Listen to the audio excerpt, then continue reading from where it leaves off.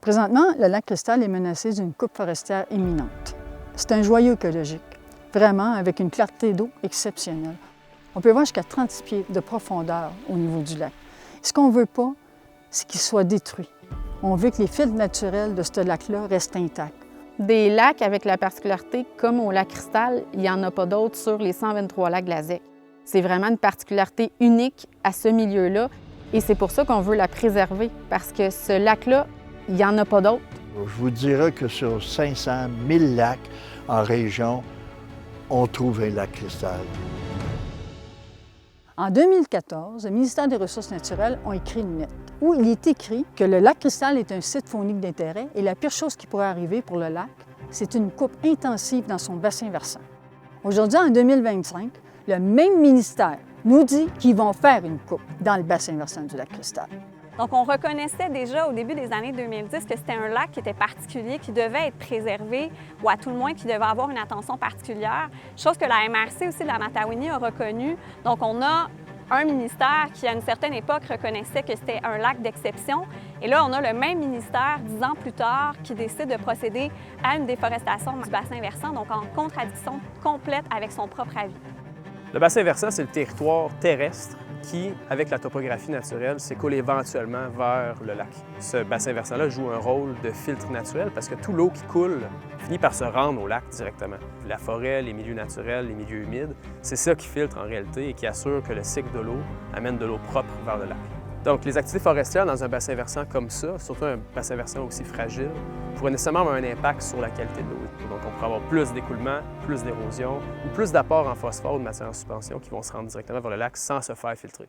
Le lac Cristal fait 1,2 km. C'est un tout petit lac, mais avec un écoulement de lac de 14 ans. C'est très long pour un si petit lac. Alors, une goutte de phosphore, ça va prendre 14 ans avant que ça sorte. Alors, la question que moi, je me pose, qu'est-ce qui arrive s'il y a une coupe forestière dans le bassin versant puis qu'il y a un apport de sédimentation encore plus grand comme le lac n'a jamais eu? C'est pas juste une question d'eau claire, on parle du tout l'a dit. C'est quand même un poisson emblématique au Québec et c'est un poisson très vulnérable. C'est important de garder son habitat équilibré. Puis s'il y a une coupe dans le bassin versant, l'équilibre va être dénaturé.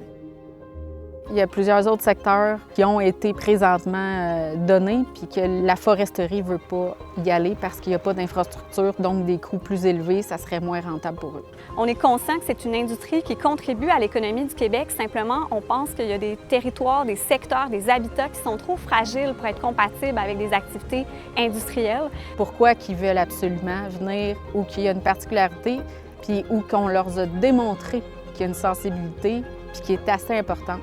C'est un exemple d'incohérence gouvernementale. Et on risque de perdre un territoire unique au Québec, dans la Naudière, alors que les acteurs régionaux n'ont même pas pu s'exprimer. Il faut le protéger, c'est tout. C'est logique comme pensée. Vous regardez ce plan d'eau-là, vous vous dites « wow, on garde ça intact, on s'en va ailleurs. » Un volume de bois qui va passer dans un moulin dans 2 jours, là. On va détruire tout ça. Des lacs comme ça, on a besoin d'avoir plus de données, on a besoin de s'informer. S'il y a une coupe, on va le perdre puis on ne le retrouvera jamais. C'est irréversible, là, cette action-là. L'impact sur l'environnement, l'impact sur le lac Cristal va être désastreux pour des générations à venir. Ça va détruire quelque chose d'unique, un plan d'eau qu'on devrait garder intact le plus longtemps possible.